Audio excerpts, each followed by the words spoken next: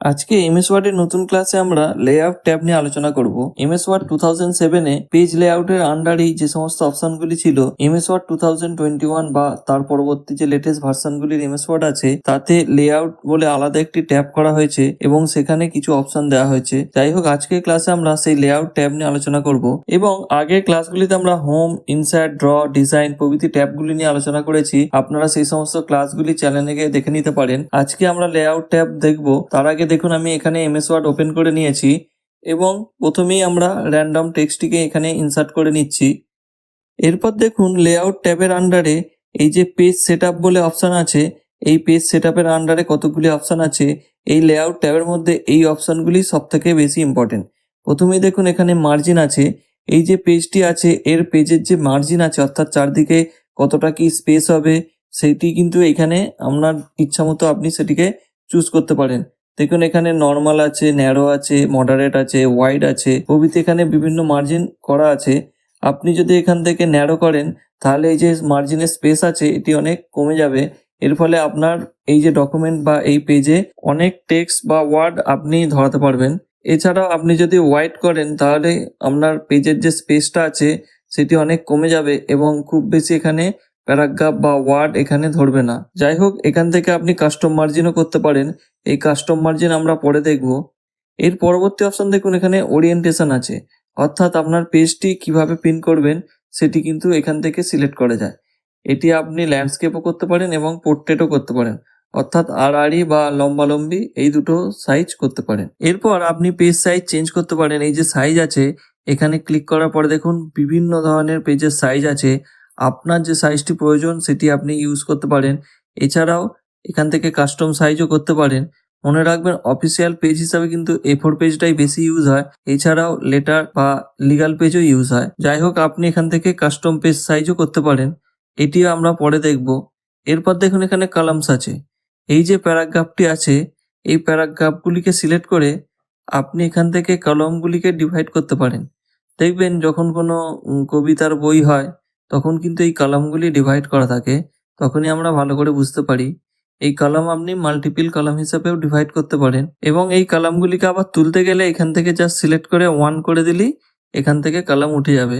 এছাড়াও এখান থেকে মোর কলামসে গিয়েও আপনি বিভিন্ন কিছু এডিট করতে পারবেন।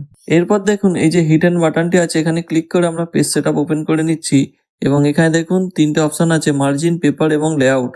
আপনি মার্জিনে গিয়ে আপনার টপ, বটম, লেফট, রাইট কত কি স্পেস আছে সেটিকে এখান থেকে ইউজ করতে পারেন এবং পেপারের যে ওরিয়েন্টেশন সেটিকেও চেঞ্জ করতে পারেন, ল্যান্ডস্কেপ বা পোর্ট্রেট করতে পারেন। এছাড়াও দেখুন, এখানে পেপারের যে সাইজ আছে এই যে ট্যাবে গিয়ে এখান থেকে আপনি পেপারের সাইজ চুজ করতে পারেন এবং এখান থেকেও আপনি এই যে দেখুন উইথ, হাইট আছে সেটিকেও কাস্টম সাইজ হিসাবেও চেঞ্জ করতে পারেন। এবং লেআউটেও দেখুন বিভিন্ন ধরনের অপশন আছে, হেডার ফুটারের অপশন আছে, ডিফারেন্ট অড অ্যান্ড ইভেন এটিও করতে পারেন, ডিফারেন্ট ফার্স্ট পেজ এটিকেও সিলেক্ট করে দিতে পারেন। যাই হোক, আমরা এখানে ক্যান্সেল করে দিচ্ছি।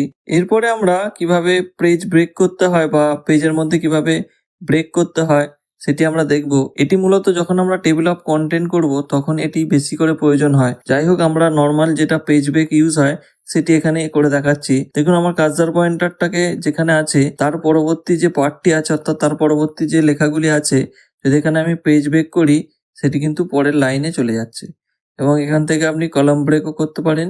এছাড়া টেক্সট র্যাপিংও করতে পারেন। এছাড়া দেখুন, সব থেকে যেটি বেশি ইউজ হয় টেবিল অফ কন্টেন্ট ক্রিয়েট করার সময় সেটি হচ্ছে এই যে সেকশন ব্রেক।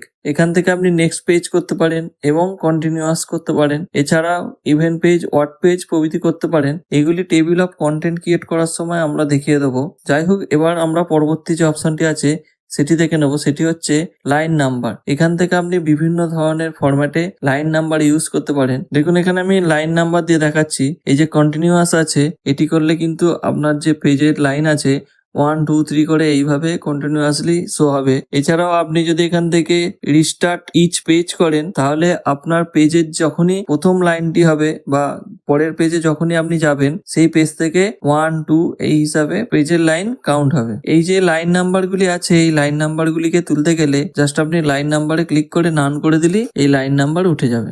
এর পরবর্তী অপশন কিভাবে হাইফেনেশন ইউজ করতে হয় সেটি দেখে নেব। দেখুন, আমি যখনই এখানে জাস্টিফাই করব তখন আমার যে লাইন আছে সেটি সব দিকেই সমানভাবে সেট হয়ে যাবে এবং এই যে ওয়ার্ডগুলি আছে এর মাঝের গ্যাপগুলি কোথাও একটুখানি ছোট বা কোথাও একটুখানি বড় এই হিসাবে হয়ে জাস্টিফাই করা হয়। কিন্তু যখনই আপনি হাইফেনেশন করবেন এই যে লাইনগুলো বা দুটো ওয়ার্ডের মাঝখানে যে স্পেসটা থাকে সেটি কিন্তু অনেক সময় একই থাকে এবং এই এক রেখে এই যে ওয়ার্ডগুলি আছে এই ওয়ার্ডের যে পরবর্তী যে কাউন্ট হয় সেটি হাইফেনেশনের সাথে অ্যাড হয়ে যায়। অর্থাৎ হাইফেনেশন থাকলে তার পরের যে ওয়ার্ডটি আছে সেটি একসাথে উচ্চারণ হয়। যাই হোক আমরা এখানে হাইফেনেশন দিয়ে দেখছি। দেখুন এখানে আমি অটোমেটিক করে দিলাম। যদি এখানে আপনার হাইফেনেশনের জায়গা থাকে তাহলে অটোমেটিক হাইফেনেশন চলে আসবে, আর না হলে এখানে কোনো একটি ওয়ার্ডকে আপনি জুড়ে দেখুন এখানে হাইফেনেশন শো হচ্ছে। তো এইভাবে আপনি হাইফেনেশন ইউজ করতে পারেন এবং এখানে যদি নান করে দেন হাইফেনেশন উঠে যাবে। এবার আমরা পরবর্তী অপশন প্যারাগ্রাফের মধ্যে এভাবে ইন্ডেন ইউজ করে সেটি দেখব। ইন্ডেন হচ্ছে এই যে লাইনগুলি আছে এই লাইনের স্টার্টিং এর মধ্যে কত স্পেস থাকবে সেটি হচ্ছে ইন্ডেন। আপনি এখান থেকে ইন্ডেন ম্যানুয়ালিও বাড়াতে পারেন বা এখান থেকে ট্যাব ইউজ করেও বাড়াতে পারেন বা এখান থেকে আপনি মাউসের মাধ্যমেও সেট করতে পারেন। এইভাবে ইন্ডেন লেফট রাইট এই হিসাবে সেট করতে পারেন। এছাড়াও এখানে দেখুন প্যারাগ্রাফের যে স্পেসিং আছে সেটিকেও কিন্তু আপনি ইউজ করতে পারেন। দেখুন আফটার স্পেসিং কত হবে, বিফোর স্পেসিং কত হবে সেটি পয়েন্টের মাধ্যমে এখানে করা আছে। আপনি চাইলে ইনক্রিজ ডিক্রিজ দুটোই করতে পারেন। তো এইভাবে আপনি আপনার প্যারাগ্রাফকে সেট করতে পারেন এবং এই যে সিক্রেট বাটন আছে এখান থেকেও আপনি বিভিন্ন কিছু ফরম্যাটিং করতে পারেন। এবার আমরা পরবর্তী অপশানে যাওয়ার আগে এখানে একটি শেপ অ্যাড করে নিচ্ছি।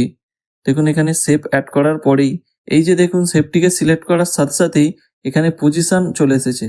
আপনি এই শেপটিকে কোন পজিশনে রাখতে চান সেটি কিন্তু এখান থেকে চুজ করতে পারেন। দেখুন এখানে বিভিন্ন ধরনের পজিশন আছে, সেটি কিন্তু এখান থেকে চেঞ্জ হচ্ছে এবং এটিকে র্যাপ টেক্সটের মাধ্যমে এরও পজিশন চেঞ্জ করতে পারেন। দেখুন এই যে টেক্সটটা আছে এই টেক্সটের পিছনে হবে কি এর সাথে অ্যাডজাস্ট হবে সেটিও কিন্তু এখান থেকে চুজ করা যাচ্ছে। এছাড়াও দেখুন যদি আপনি থ্রো করে দেন তাহলে কিন্তু এটিকে বিভিন্ন জায়গায় মুভমেন্ট করা যাচ্ছে এবং আরেকটি অপশন আছে দেখুন এডিট র্যাপ পয়েন্ট। এই যে র্যাপ পয়েন্ট আছে এটিকেও আপনি বাড়াতে পারেন। দেখুন এখানে আমি বাড়িয়ে দিচ্ছি, আপনি চাইলে কমাতেও পারেন। আমি এখানে বাড়িয়ে দিচ্ছি। দেখুন এর সাথে সাথে এই যে পজিশন আছে এটির সাথে এই যে টেক্সটের পজিশন আছে এটিও কিন্তু চেঞ্জ হচ্ছে। তো আপনি অনায়াসে এটিকে চেঞ্জ করতে পারেন। এবার আমি আরেকটি শেপ অ্যাড করে দিচ্ছি এবং এর কালার চেঞ্জ করে দিচ্ছি। এরপর দেখুন যে কোনো একটি শেপকে আপনি সিলেক্ট করে এই যে দেখুন ব্রিং ফরওয়ার্ড সেন্ড ব্যাকওয়ার্ড এই যে অপশানগুলি আছে এটি কিন্তু আপনি এখান থেকে ইউজ করতে পারেন। দেখুন এখান থেকে ব্রিং ফরওয়ার্ড করলে সামনে আসছে এবং যদি সেন্ড ব্যাকওয়ার্ড করেন তাহলে এই যে শেপটি আছে এটি কিন্তু পিছনে চলে যাচ্ছে। তো এইভাবে কিন্তু আপনি আপনার শেপকে সিলেক্ট করে পজিশন চেঞ্জ করতে পারেন। এবং দেখুন এখানে সিলেকশন পয়েন্ট বলে একটি অপশান আছে, এটি ক্লিক করলে আপনার এই ডান দিকে সিলেকশন পয়েন্ট ওপেন হয়ে যাবে এবং এর মাধ্যমেও আপনি অনেক কিছু চেঞ্জ করতে পারেন। এবার দেখুন এই যে শেপটিকে আমি সিলেক্ট করেছি এর অ্যালাইনও আপনি চেঞ্জ করতে পারেন। এখান থেকে অ্যালাইনে গিয়ে বিভিন্ন অপশান আছে, আপনার যে অ্যালাইনটি দরকার সেটিকে আপনি এখান থেকে চেঞ্জ করে নিতে পারেন। এর পরবর্তী অপশান দেখুন এখানে রোটেট আছে, আপনি চাইলে এটিকে রোটেট করতে পারেন। বিভিন্ন রোটেটের অপশান আছে সেই মতো আপনি রোটেট করে নিতে পারেন। রোটেট রাইট আছে, রোটেট লেফট আছে, ফ্লিপ ভার্টিক্যাল, ফ্লিপ হরাইজন্টাল প্রভৃতি আছে। এছাড়াও দেখুন মোর রোটেটিং অপশান আছে, এটির মাধ্যমেও কিন্তু আপনি এই যে অ্যাঙ্গেলগুলি আছে এই অ্যাঙ্গেলও চেঞ্জ করতে পারেন। দেখুন এখানে আমি অ্যাঙ্গেল সামান্য চেঞ্জ করে দেখাচ্ছি, সঙ্গে সঙ্গে দেখুন এই যে শেপের অ্যাঙ্গেলটা আছে সেটিও চেঞ্জ হচ্ছে। এখানে দেখুন ওকে করে দিলাম এবং শেপের অ্যাঙ্গেলটাও চেঞ্জ হয়ে গেল। তো এইভাবে আপনি আপনার শেপকে বা বিভিন্ন ধরনের যে ইমেজ আছে তারও রোটেট করতে পারেন। একই প্রসেসে এখান থেকে রোটেট করতে পারবেন। তো যাই হোক আজকের ক্লাসে আমরা লেআউট ট্যাবের মধ্যে যে সমস্ত অপশানগুলি আছে সেই সমস্ত অপশানগুলির কাজ আমরা দেখে নিলাম। আশা করছি আজকের ক্লাসটি আপনারা বুঝতে পেরেছেন। ক্লাস রিলেটেড কোনো মন্তব্য থাকলে কমেন্ট সেকশানে বা মেল আইডিতে মেল করে আপনারা জানাতে পারেন। আজকের মতো এটুকুই, দেখা হবে পরবর্তী ক্লাসে। ধন্যবাদ।